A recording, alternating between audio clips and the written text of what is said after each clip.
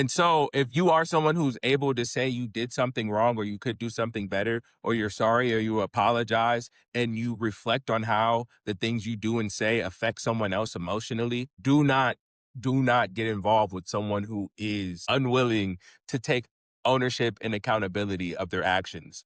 Because even if they don't directly cause infliction to you, at least for me, from my own personal experience, just the mindset and actions and behaviors are really unattractive. And I've lost attraction for people just seeing the way that they move. And you'll save yourself the time of doing mental gymnastics, trying to figure out where the disconnect is between like what you're saying and how they're receiving it or how they're responding to it. Because all you're saying is, I didn't like something or this hurt my feelings. And then you're just being told that you need to take ownership over your feelings and how you felt.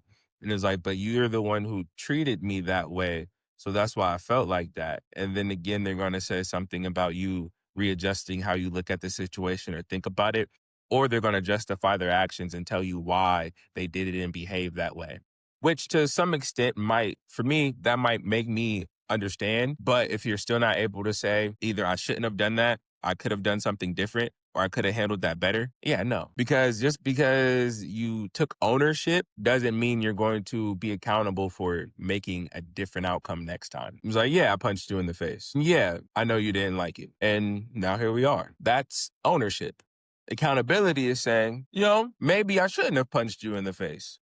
Or next time I'm gonna find a better plan of action. Or I'll think about, at least think. For me, I need you to at least say, I'll think about it. I'll try to, or I'll think about it. I know no one's perfect. I know people don't change overnight. And I know some changes will never happen. But for me to feel better, you got to tell me at least gonna try.